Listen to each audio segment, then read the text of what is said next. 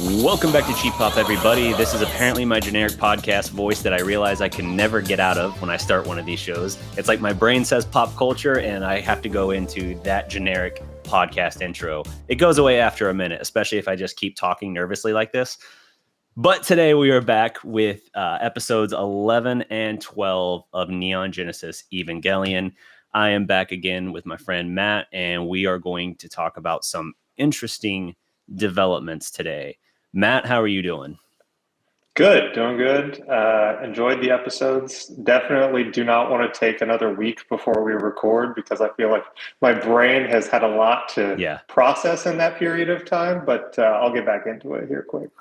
Yeah, same here. Like you said, unlike the previous little streak we had where we recorded like 3 episodes in 4 days or something, this was a little bit more disjointed. We watched the episodes right before we had planned on recording and then weren't able to record that week. So now it's been sitting for a moment, but I went back and revisited all of my notes and everything. And I was thankfully pretty detailed with the notes. So I feel good about this jumping in this way, but we didn't miss any of our upload schedules. That was the good thing, because the benefit of doing 3 episodes in 4 days was we got 2 or 3 weeks out ahead of ourselves. So for anyone watching, if anyone is following along, we won't miss a beat, but for recording and for our sake, we are just a smidgen off at the moment. So it's fine. It's fine. We'll get it. But we opened up with episode 11 here. This is In the Still Darkness. And there's a lot of subtle world building in this episode that I really appreciate.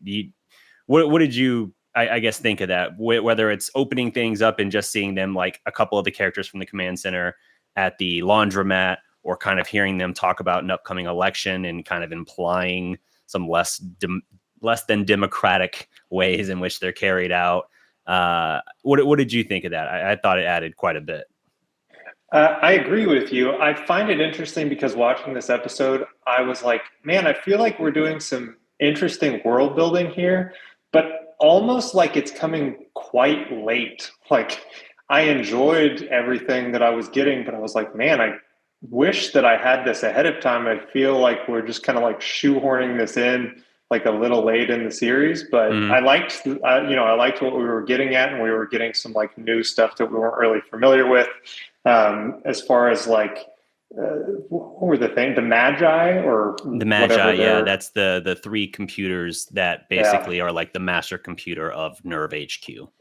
Yeah, I thought that was a really interesting take, and I'm interested to kind of learn more about that. But I was like, whoa, have we heard about this yet? Like, I think they referenced it. Yeah, I think they referenced it once before, but I don't know if it had even been said that the Magi is 3 computers. And in this episode, I don't even remember for sure if they said it was 3 computers or if they just referenced it as the Magi. But there is an episode that's mentioned the 3. There is an episode that's going to go into that pretty heavily.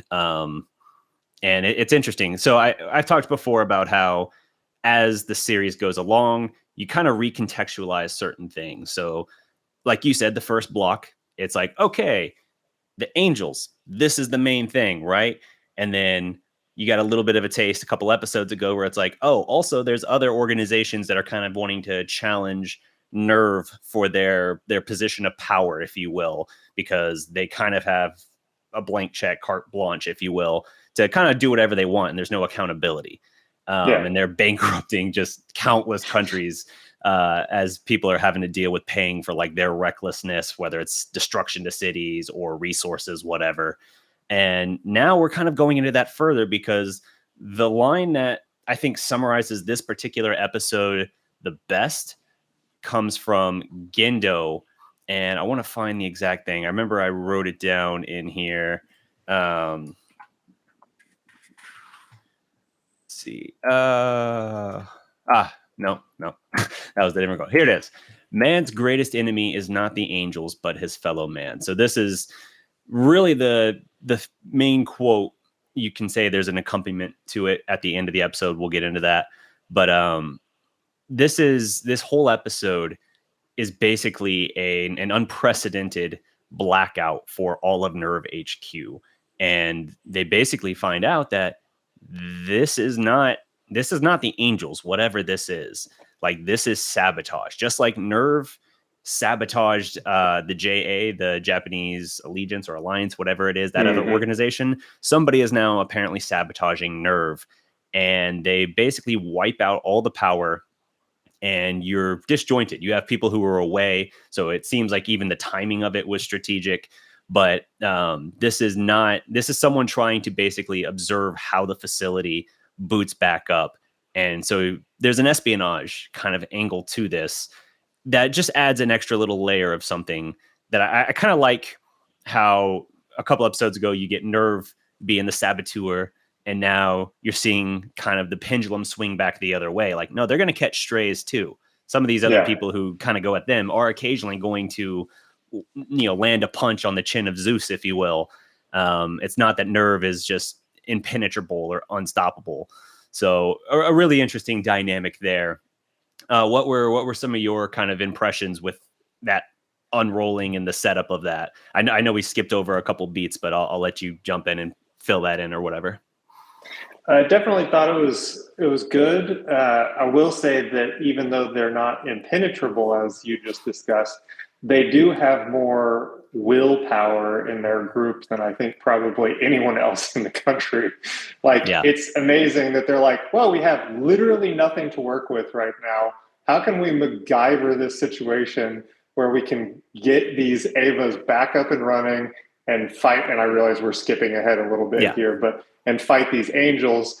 And just the determination of the kids too, because I mean, from their perspective, it's like they are saving the world, but it's kind of like going to work for them a little bit. And no one has ever had such dedication to get to their job. They're like, wow, okay, we're going to have to go through these tunnels. We're going to have to make some things happen. It's going to be a mess to get here. And we literally fall on the feet of, our superiors going through the ventilation shaft or whatever. Yeah, no, absolutely. And that dedication and everything really permeates everything in this episode. So I like how, we mentioned at the start of the episode, they're at a laundromat basically, and they're even kind of grumbling about how oh, you'd think with Nerv's huge budget they could pay to have someone reimburse reimburse basically for the laundromat or have their uniforms washed for them, whatever. You see them taking the subway there, and they're talking about the Magi computer that runs the city. It's not the city council, but basically it's the city government, and how they're it kind of implies that the Magi rigs it for them as they want to, because it's almost it's too important to really leave it in the hands of actual voters. And so they're oh, it's the most efficient democracy because there's no surprises. I also I was going to just go through real quick. So I wrote down their explanation, which was 3 linked computers that decide by majority vote based on the principles of democracy, which I thought was such an interesting, I'm like, oh, thank you. Yeah. It's very interesting. And the fact that Fusky's he's I'm not even worried about it. The Magi's got it. It just kind of shows that he doesn't even care who the candidates are or anything like that. Kind of it literally doesn't matter who wins, because it's not they're only the person that is allowed to win basically is going to win, or the people allowed to win.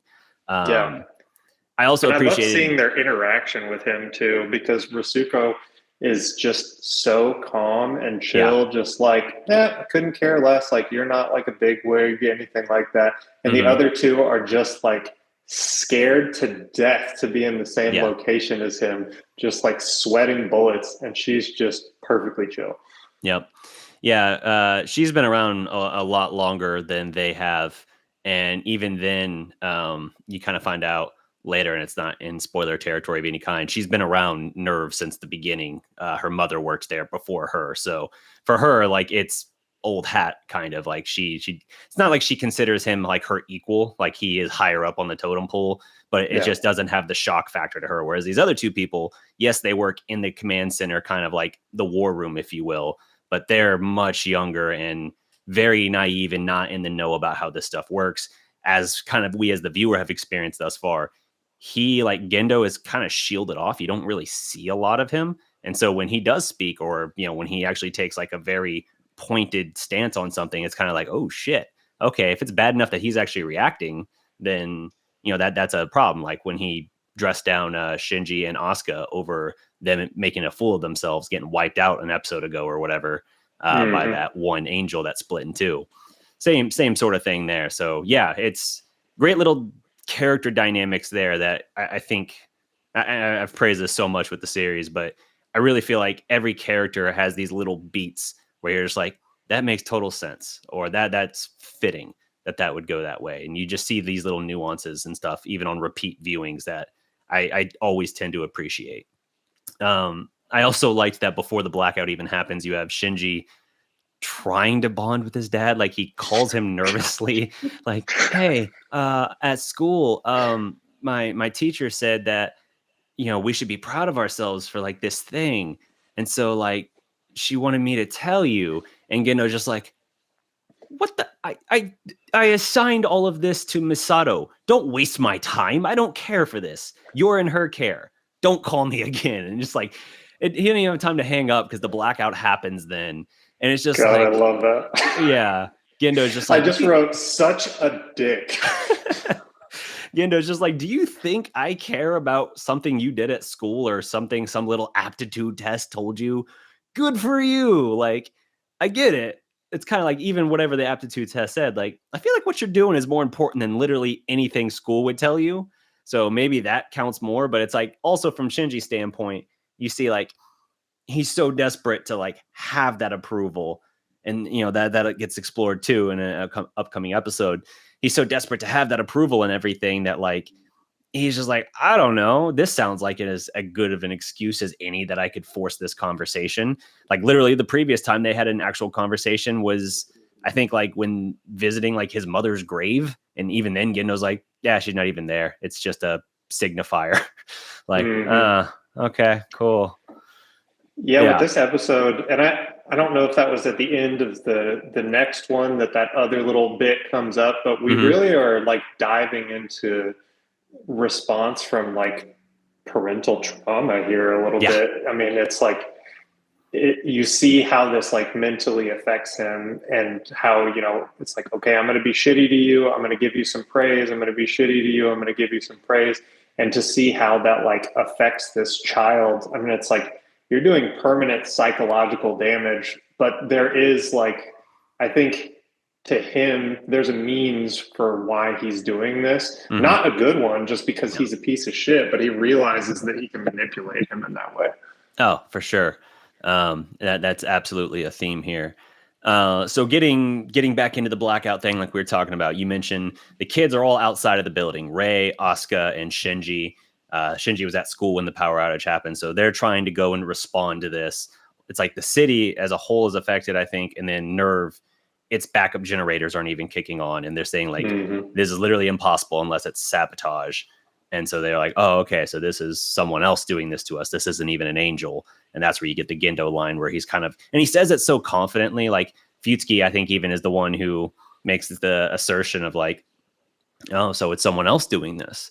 And Gendo just kind of like, almost like amused by it himself. It's just like, just goes to show man's greatest enemy isn't the angels, but his fellow man.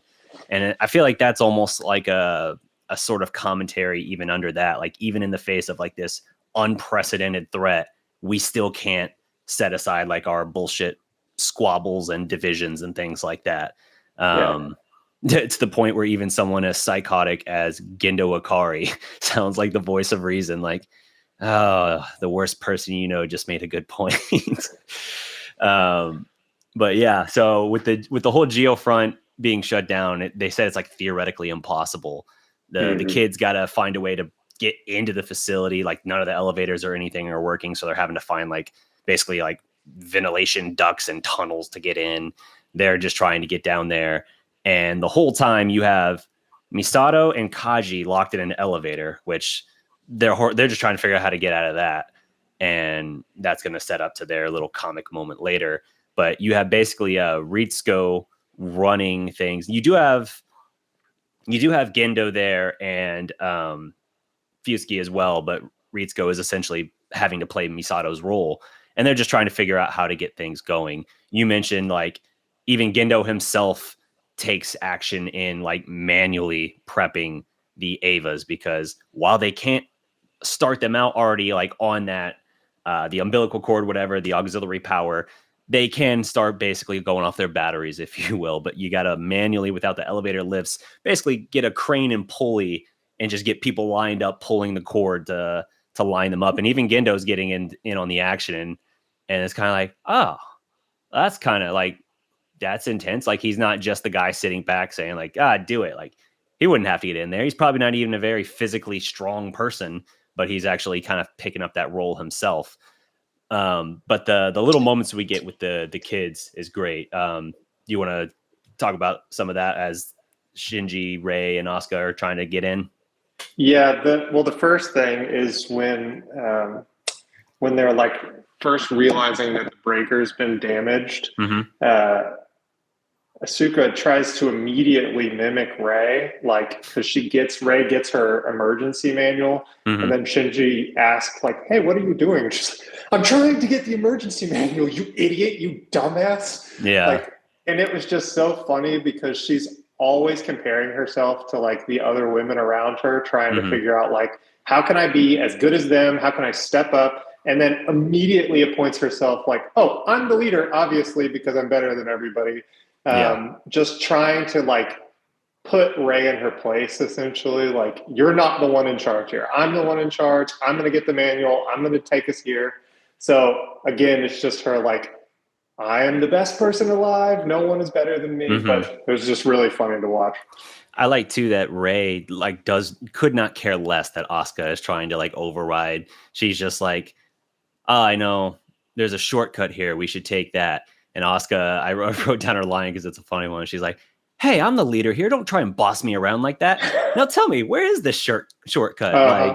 Like, just like you said, trying to like override and commandeer this. She wants the credit and she wants everyone looking to her. But the whole time, Rei is just like, "Yeah, whatever. I'm gonna do what I say." So they want to go separate routes. They come to a fork in the road. Rei's like, "I think we should go this way," and Asuka's like, "Well, I think we should go this way." So they ask Shinji, like, all right, well, I say they. Asuka asks Shinji basically to be the deciding vote. Shinji, as Shinji does, just shuts down. She's like, I don't know. I don't know that either of them's right. You know, I don't really know what the choice is. So Asuka always calls him like idiot Shinji or whatever, or like, you really are an idiot. And so she basically just overrides everything. Like, all right, we're going to go my way. They go down this tunnel, reach a dead end, but there is a door that they find. They open the latch, and it's like they're basically ground level in the city, right as the angel is like stomping by, like one of its mini eyes is like peering in there. Asuka, again, just kind of showing her her almost comedic elements of her character, kind of has like a, oh shit, slams the door, and then she's like, well, thanks to me, we now have established where we are. Like, you know, just, or we've now, no, she says, we've now identified or made a visual contact. Yeah. With the angel. And I was just like, God, I love this character so much. Like, she's so obnoxious, but at the same time, like, she just tries to override reality at every turn. Even when she makes a mistake, it's just like, let me tell you why I'm actually great in this moment. And that was intentional. Or just a sign that I'm even better than I thought I am. You know, it's just a great little thing like that. For whatever it's worth, when they try and go Rei's way, there's a dead end, although I think that's more because of a damage sustained to the facility. Like, it can't get through. So Rei's like, all right, we're going to have to go through the vents here.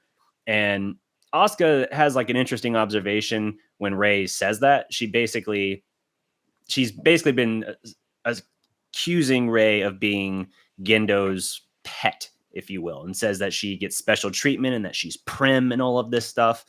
And Rei does... Yeah, Rei actually does at least deny that, you know, like most things Asuka says, Rei has zero reaction to. She just ignores.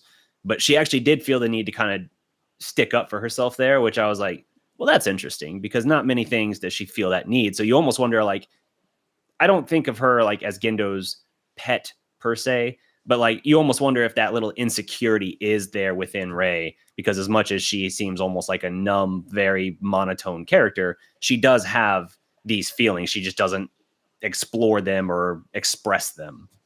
Well, and that's when we get the most out of her emotionally, is anytime Gendo's brought into the situation. Like, we don't really see her ever out of her like really robot state Except when we go back and think about like Shinji with the glasses and she slaps him, and Yeah, she really doesn't get heated unless Gendo is brought into the situation, and then she gets a little bit more realistic with the way defensive. that she Yeah, acts. Yeah. yeah, no, for sure. So they decide they're gonna have to go through the vents, as she said. Asuka makes the comment to Shinji almost in like a conspiratorial kind of thing. She kind of leans in and whispers behind a shielded hand, like she's kind of creepy, like a real the ends justifies the means kind of girl. And I was like, I'm not sure what you mean by that. Like, I get that Asuka wants Shinji to agree with her more and kind of because he's trying to just stay neutral in all of this. He's trying to be Switzerland over here.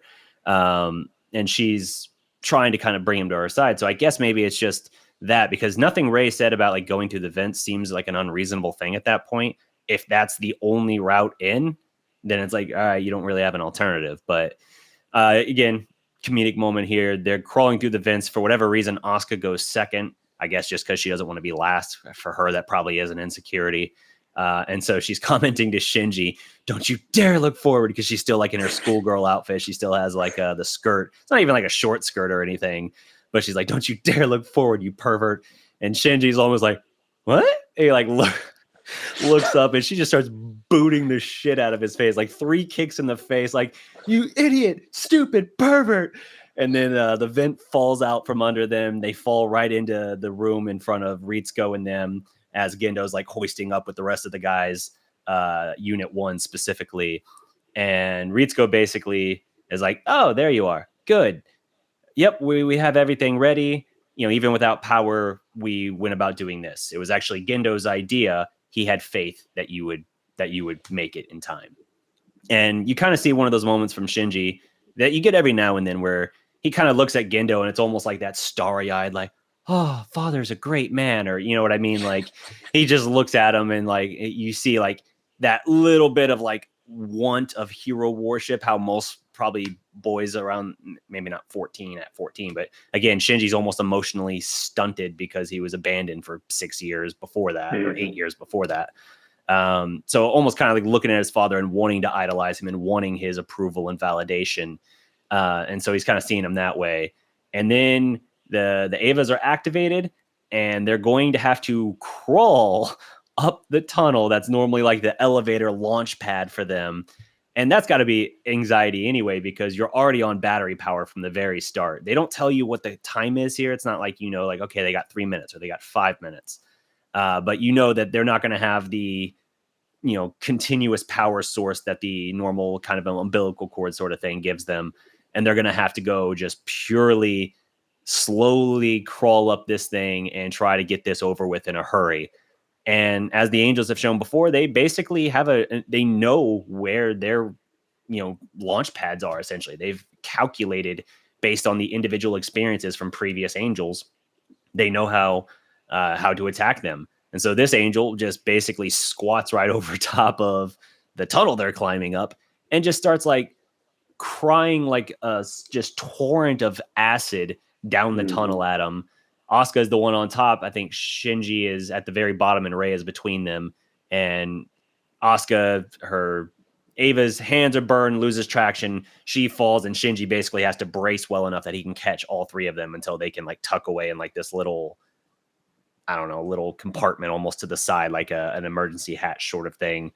And they basically have to devise a plan. And Asuka decides like, all right, someone's going to have to go down and get the gun because we dropped those when the acid fell down and we fell. Someone's going to have to go get the gun. Someone's going to have to play defense, basically shield the other. And then one in the middle is going to just wait for the gun to be thrown to them and then deliver the shot. Rei offers to be the one who plays defense, the one who shields, because again, she's done this once before. I guess she just naturally assumes that's her role in all of this. But Asuka's like, no, I'm going to do this. And it's because she is writing or making them even, because the last episode we talked about the magma diver, Shinji saved her life. He basically, did that for her. So she's like, I got a score to settle for you. So I'm going to be your defense. Rei is going to go get the gun. Shinji, you deliver the shot, which is kind of cool because, for like Asuka, she wants the glory. So this actually is like a thing for her that she wants to make them even and kind of give Shinji this moment almost of getting to claim this victory.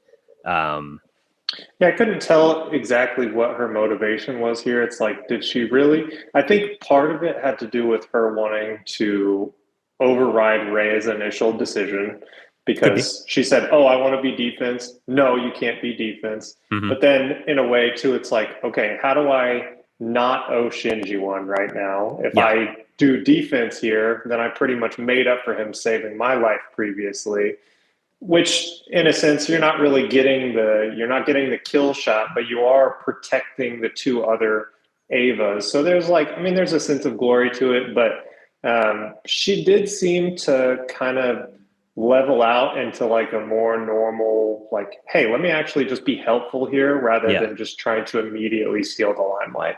Yeah, less ego in play for a change. Yeah. But that's interesting, the observation you made about overriding Ray, because I could absolutely see that with her character, just almost automatically denying it or challenging it because Ray said it, and she doesn't like letting Ray direct how they handle things. That could absolutely also be playing into it. But they're able to do that. She basically braces herself, shields as much as she can. She's getting hit with the acid, and she just has to endure it. Ray jumps down the tunnel, grabs the gun, throws it up to Shinji, who lines up the shot, basically shoots under the arm of Unit 2, and it goes right through the heart of the Angel, basically where it's crying the acid out, and disables it. So that's at least good that the Angel was... I mean, it's a little maybe anticlimactic that there's not like a fight with the Angel. It's just like you basically had to be able to offset this one strategy and just deliver one shot. But it's like, yeah, again, this episode to me is really more about the greater implication of the threat other men are playing in this case, whether it's other organizations or whatever. The Angel is just almost like a, oh, and by the way, shit is hitting the fan sort of thing. When it rains, it pours. Because they said before, like, the reason they think that someone would, Ritsuko says this, the reason someone would shut down Nerv HQ is because they could learn an awful lot by seeing how quickly and how they go about restoring power. And so I think this whole thing is just like, okay, we shut it down. Let's observe. Oh, goody, an Angel now. I don't think it's like tied together in any sort of way. I just think it's either coincidental or maybe the Angels have some awareness of whether it's scouting or something like that and saw the vulnerability and tried to take advantage of it. Yeah, and I'm wondering still, so we got when we were on the ships and the Angels were tracking them because Adam was on board. Yeah. I wonder if that has to do with how they've been able to track HQ or if it's just like a memory thing. Is there something at HQ, which now it's Adam, but it wasn't previously, or at least unless they transported it and then transported it back. So I'm wondering if there's something else at headquarters that's like drawing the Angels into that location, which, I mean, it could go either way, in my opinion. Like, they could just remember it because it's pretty easy to be like, oh, hey, all of those things that keep killing us are spawning from the same location. But there also could be some sort of draw of like, why are we trying to get in there? Like, there is something there that they're seeking, which I'm interested to find out, like, where is that going to go? Yeah. And maybe they never discuss it. Who knows? It might never come up. It might just be a thing. Oh, it will. It will come up. Indeed. Indubitably. Yeah. So to wrap this episode up here, power is restored. Misato, who's been trying to escape from this elevator, she's basically standing on Kaji's like shoulders, trying to push the panel up, and power comes on. She falls on top of Kaji because they were like sweating through their clothes. They're like half stripped down anyway. And right, of course, then power's on. So immediately Ritsuko and the other two are there at the elevator. It looks like they've been just like basically having sex in the elevator or something. And the one girl whose name I can't recall, I thought I had it in my notes, but I guess not. Basically, it's just like, oh, indecent, just like, because it looks like they were at a crisis. And meanwhile, they're tucked over here having a booty call or something, which, to be fair, Kaji kind of was like, hey, we're here anyway. We're not going anywhere. Might as well, right? So, well, there was that scene that kind of mimicked the Asuka Shinji conversation when she's like, don't look forward. Yeah. Misato has the same thing. She says, don't look up. And then he immediately looks up. But I Yeah. just thought that was funny. There's like so many parallels between their characters. Mm-hmm. And there was one in the episode Asuka and him were introduced as well. Same sort of thing, except it was Toji in that case, where they were all crammed in the elevator, and both Misato and Asuka were like, "Hey, stop touching me!" And Kaji and Toji were like, "Well, I'm not trying to. It's just that it's really cramped in here, you know." Like, so yeah, that's a good call out as well. I like as well the little interaction we get at the end. You have Rei, Shinji, and Asuka all sitting basically beneath the stars, just like pondering life. And it's almost just like a philosophical thing, kind of bringing back full circle again to Gendo's quote, talking about how man's greatest enemy isn't the angel, it's actually his fellow man. And Rei decides to wax lyrical a little bit. She says, "Man fears the darkness, and so he scrapes away at its edges with fire." Shinji then ponders if that's why the angels attack man. And Asuka is just like, "You're an idiot. How could we even know that?" And that's like that just 1, 2, 3 progression of their lines like encapsulates each of them so well, I feel like. Mm-hmm. Like Rei like doesn't say much, but when she does say something, it's like really well thought out and almost like surprisingly deep. Shinji's just like, "Oh yeah, I wonder if this," because he's like always in his head, like never answering and figuring out the questions himself, almost just like musing it to anyone who'll listen or something. And then Asuka just like completely shuts it down. Like, there's no point. We don't even know. Why would we even waste our time with this discussion? So it's a nice episode. Again, you get nice little character moments that I think help it. It's interesting to see again the world building little pieces there, gives you a better idea of things going on outside of just this initial conflict we know, which is mankind via Nerv pitted against the angels. Now you're starting to get a little bit more of a broader scope, and it's just kind of, I think, painting a richer picture. So the angel attack, not a huge interesting thing, but it's also kind of the side act here to what's going on in this episode. Yeah. Which then brings us into an interesting episode 12 here. This one, I think, is from a character standpoint, backstory standpoint, even better. This one, to me, I was much more engaged with this episode. Not to say I didn't enjoy the last one, but this one I really liked and was excited to talk about. It's called A Miracle's Worth. And we begin 15 years earlier at the second impact. We see a young Misato being rescued by her father as an angel burst from the ocean. You get almost these like glowing like wings of sorts kind of reaching out from the water. And as he encloses her in this sort of floating pod, he gives her, of course, that cross she always wears. And then there's an explosion, and everyone who is left in the South Pole at that point dies. Now, the episode doesn't tell you this. I will go ahead and mention it here.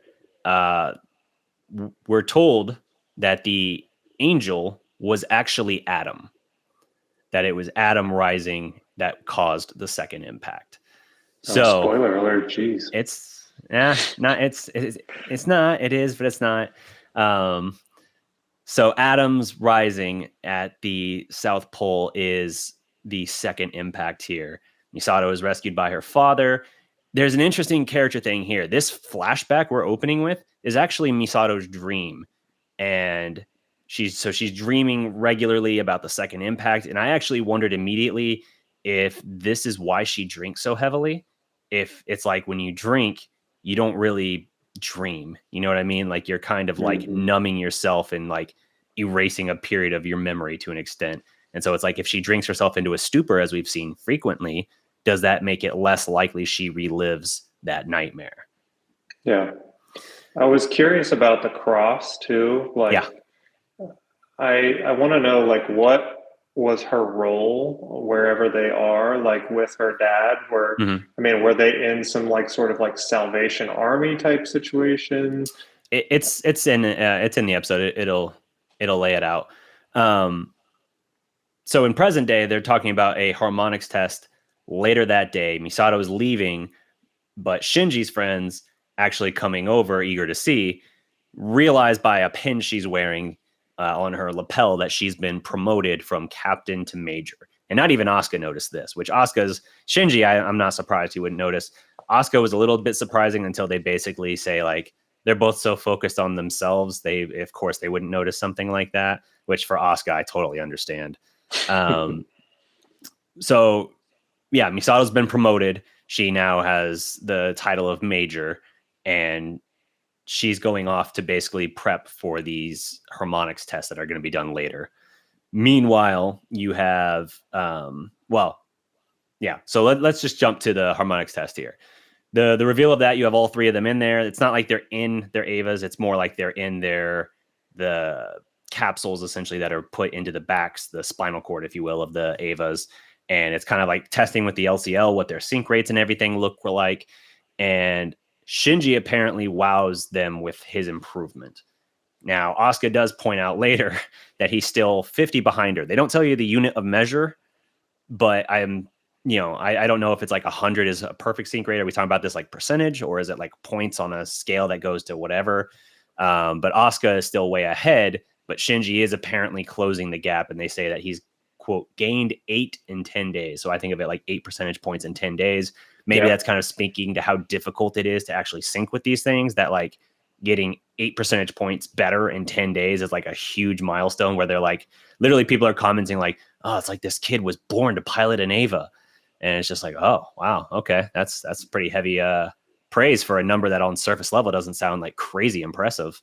So Shinji, afterwards, he congratulates Misato about her promotion, and she admits it didn't actually make her happy. And Shinji actually relates that to the same thing. When he comes out of the harmonics test, everyone's praising him and saying like how great he is. And Shinji actually feels uncomfortable too. But then he quickly pivots it into like asking Misato, as they're driving in her car, like, why is it Asuka's always so mad at me? Like she got annoyed when people praised me. Why is that? And Misato just kind of like laughs. She's like, it basically amounts to, he's always worried about what other people think of him, and that annoys her. Mm-hmm. Like, he can't just be anything himself. He has to take every experience and almost run it through the filter of what others around him think and how they view it. And if it's something he's worthy of. So if Asuka, for instance, had also been at least neutral, if not praising him, I think he actually would have enjoyed that moment. But when he immediately detected that she was annoyed by it because she was still better, but she wasn't the one getting the credit, I think he decided like, oh, okay, maybe this isn't a great thing. Maybe it's kind of embarrassing. You know what I mean? Really, the main time, I guess we've seen it some too in his outside life, but being in the Ava for him is really when we see him most open up to being not afraid of those things, which I guess you could say like, oh yeah, anybody in a suit of armor isn't really afraid to like be themselves or like take a chance because you have this protection. And I think he just feels as a person like so, and maybe he doesn't necessarily like knowingly feel it as much, but like this weakness about himself that like he's not strong enough to like necessarily take these things, and like he's very fearful. But like when he gets into the Ava, it gives him like a sense that like, oh, maybe I can be myself a little bit here. Not that it's always happening, but it gives him more of like an outlet to just kind of not worry so much. Yeah, for sure. Yeah, that is a good point. And we see that night, they're having kind of like an impromptu celebration dinner for Misato. You have the kids all there.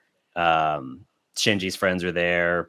The class rep is there because she's Asuka's friend. And I like how Toji's annoyed she's there, but it's like Asuka invited her. So of course she can also have her friend there.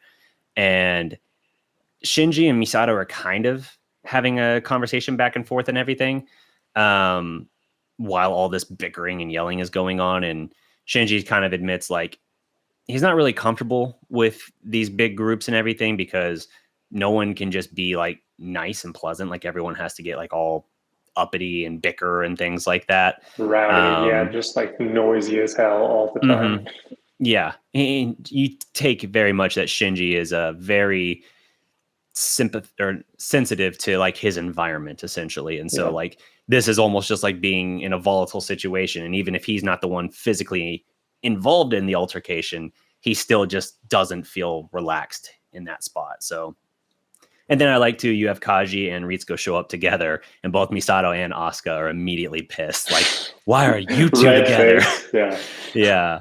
Yeah. And then while all this is going on, we have Fuyutsuki and Gendo are actually at the South Pole, which again, the episode opened with 15 years earlier, the second impact, and the water is just like, it's not blood red, but it's like a red ocean.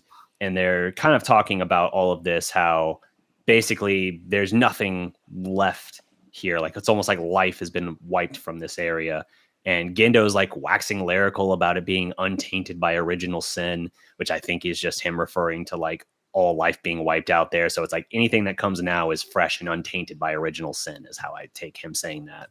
But Fuyutsuki actually says, I prefer a world inhabited by man. So I thought that was kind of an interesting thing as well for his character. Kind of showing Well, even like... I guess that kind of pulls back to like, if you're saying that first impact was Adam, that kind of brings you back to the story of like Adam and Eve before Eve was a part of it. Like before sin existed, there was Adam. So maybe that's just a biblical reference that he's taking there. And before Eve, there was something else. But if we're going down the biblical route, which we sort of are, but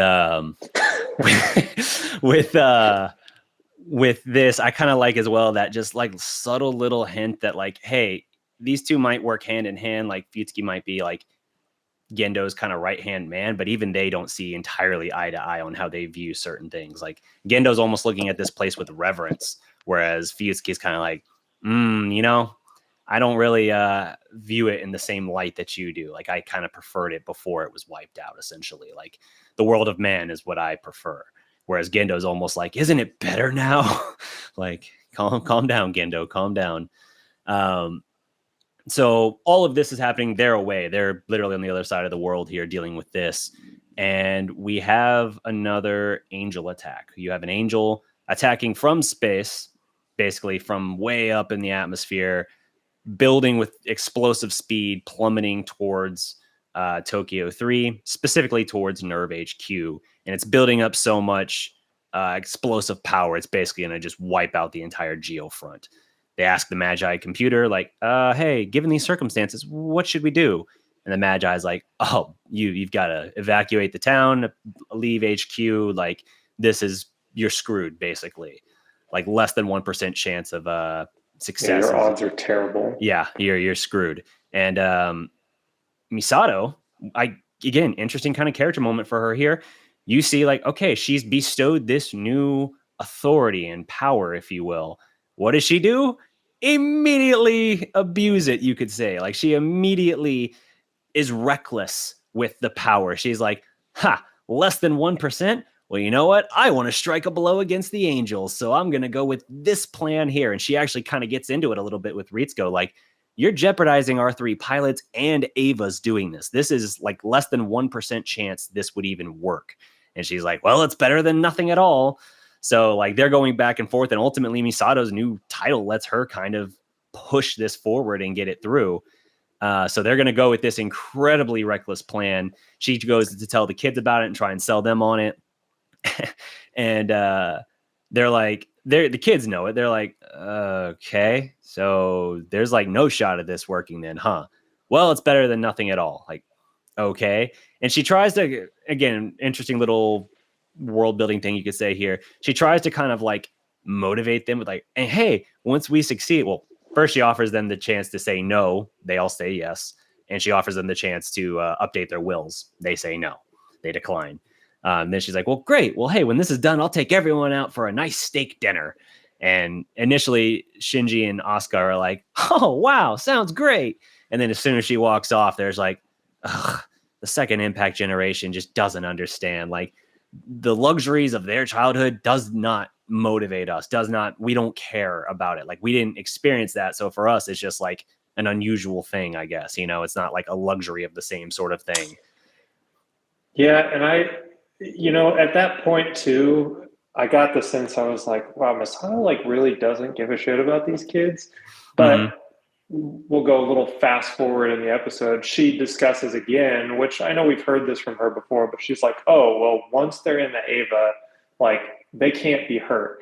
Mm-hmm. And I just don't feel that that's true. And I don't Right. know if she believes it. I mean, like the first experience we ever have seeing an Ava, like Shinji's head gets like impaled. Mm-hmm. Um, we imagine there's some sort of like psychological damage from that moment.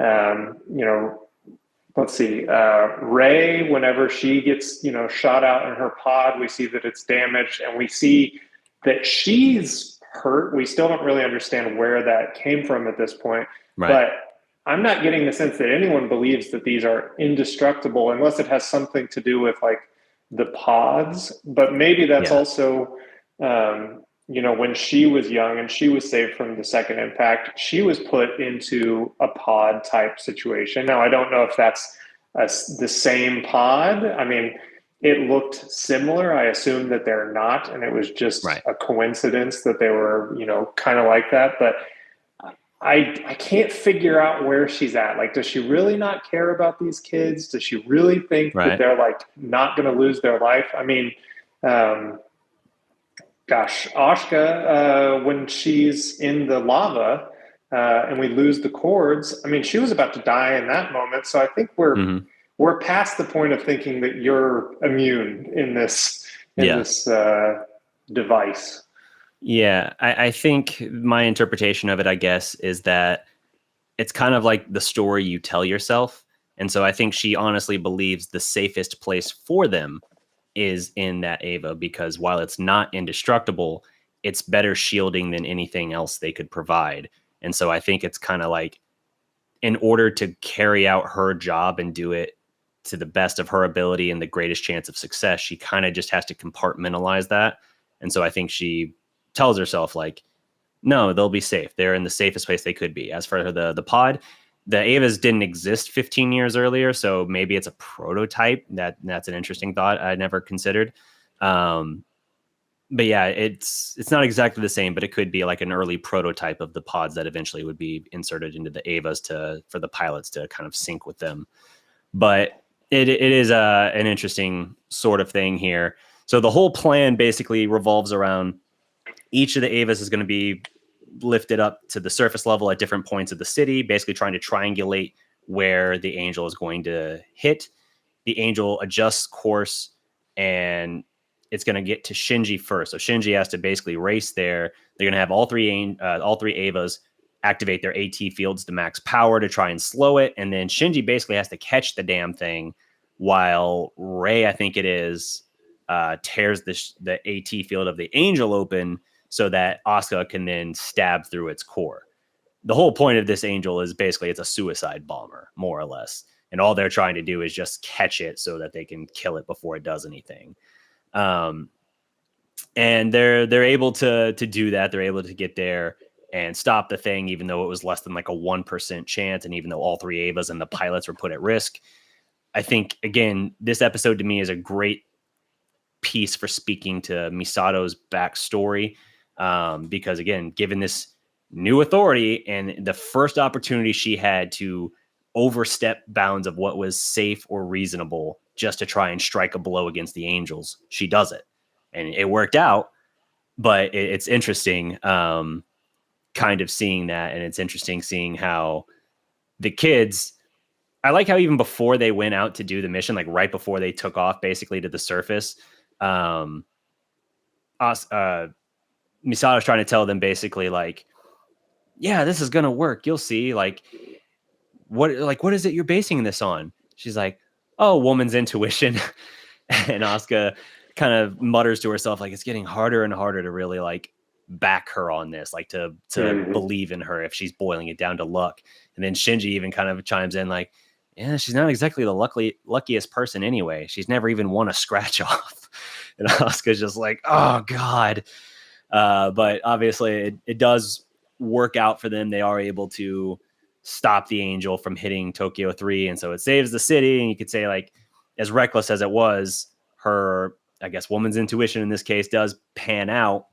But you get an interesting moment then when they're headed to the steak dinner thing, the kids didn't do that. There's like, let's just go to like a vendor. We'll just go to a ramen place or something. Like we don't. Well, that's because they wanted to be nice to her because they realized that she didn't have any money. So they're like, we can just do ramen. And I was like, thank God, because I could not have afforded a steak dinner right now. Yeah.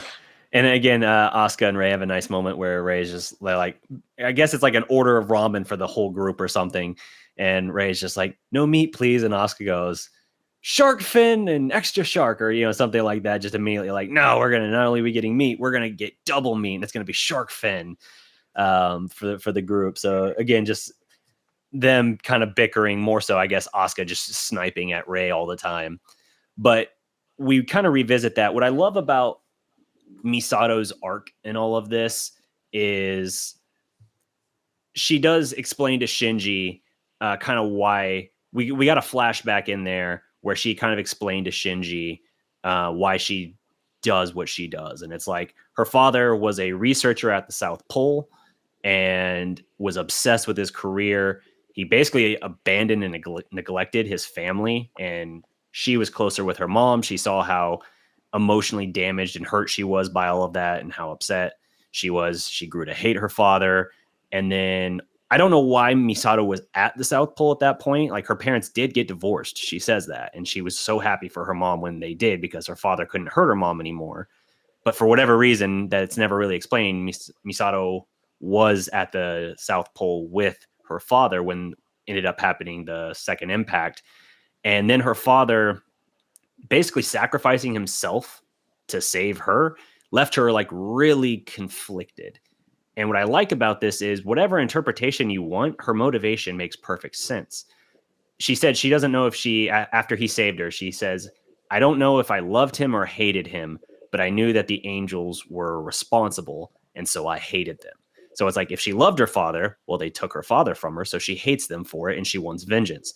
If she still hated her father, well, my father only became the way he was because of the angels and their existence and their threat they posed to us. So I wanted to break, I think the way she puts it is that she wanted to free herself from the angels, or free herself from her father's curse by defeating or destroying the angels, essentially. So I really like the character work there. And there's even like an interesting sort of parallel, really, if you look at like her father and Shinji's father in this case, like the obsession with the angels, the abandonment, and just complete lack of that. Now, in her case, her father still stepped up and acted like a father.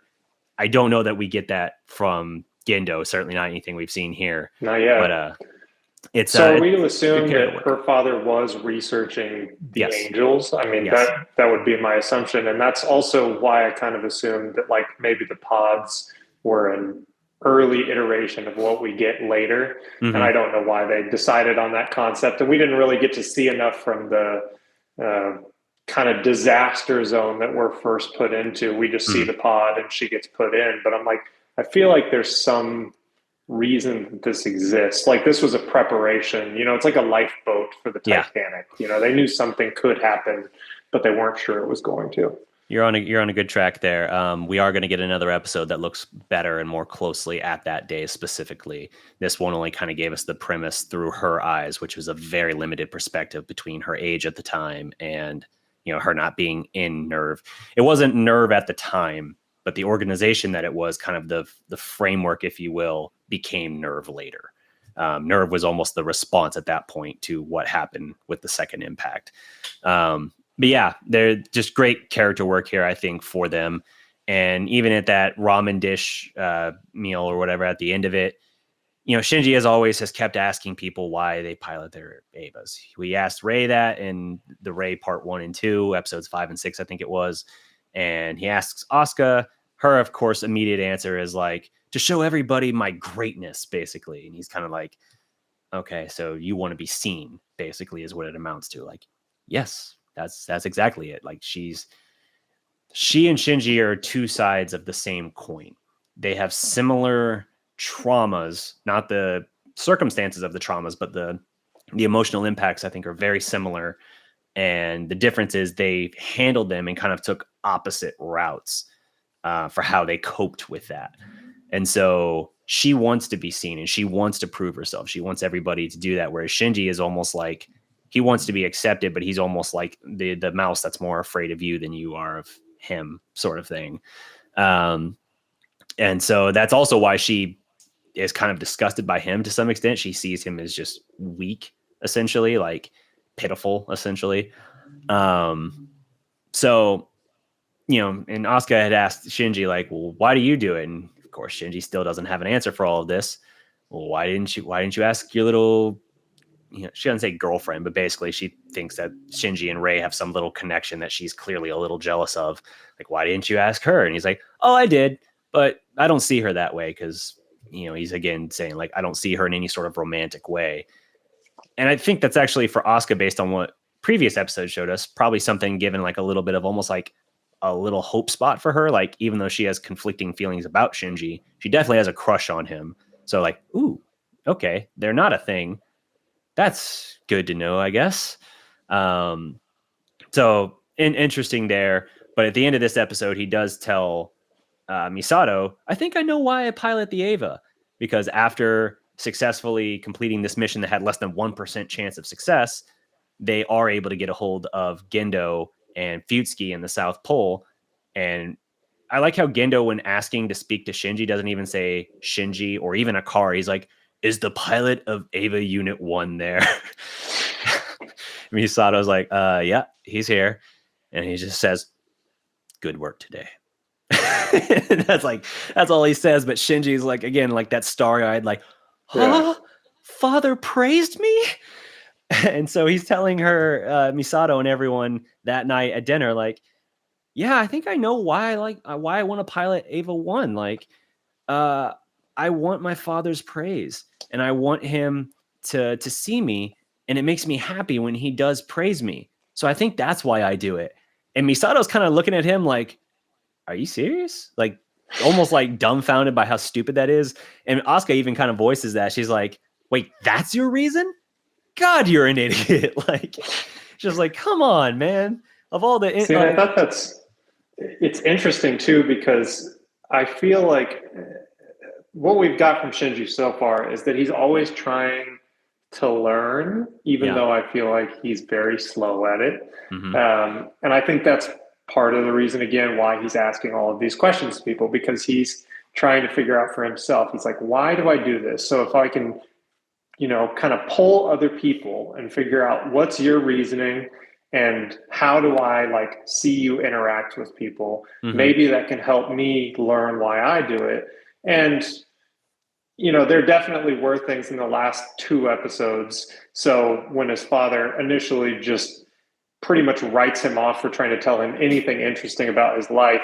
Yeah. And then the opposite of that, where he's giving him praise, even though in like the most basic, boring, like couldn't care less about you as a person way. Yeah. He does give him that praise. And I think that kind of comes with the realization after like, okay, I've asked everybody, I've got as much information as I can pull here. Now, how can I apply that to myself?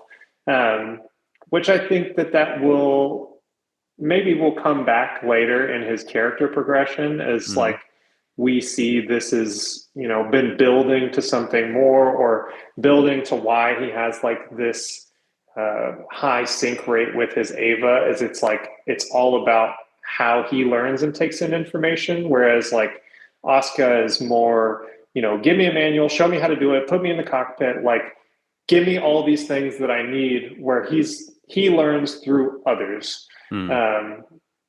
So I'd like to see where that kind of like progresses in the story. Oh, Matty boy, you're doing so well.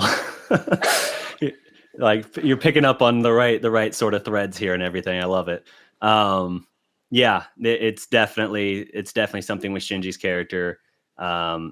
How he differs in his approach to things, how he relates certain things, or even picking up on little subtle things too that my first time through I didn't pick up on immediately. So yeah, I like it. You got a good eye for some of this stuff. I won't get into any of that. We'll see in upcoming episodes how that's all explored. But yeah, there's definitely something to Shinji and the basis for which he's trying to find motivation and trying to find the thing to kind of keep him going, because he himself doesn't really understand it, and it's always external. with him. It's never anything from within. It's always specifically his father's praise he wants, but it didn't matter who succeeded in that mission today. If Shinji hadn't been the one to make the catch that made everything else possible, if it had been Rei or Asuka that did that, he wouldn't have praised Shinji. I don't think he would have. Even if Shinji had been the one to stab the angel, I think the praise still would have gone to whoever made the catch. So, like you said, indifferent. That's why he says the pilot of Unit 1. He does not care that it's Shinji, his own son. It's not like, hey, good job, proud of you. Great work, man. Awesome. Whew. It's just like, yeah, good job.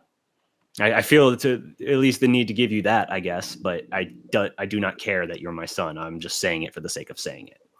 So very, very good stuff here.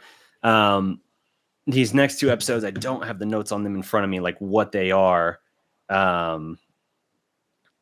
upcoming, but we're getting into the middle point here where we're going to kick into a new gear. We're going to be taking further look at the second impact.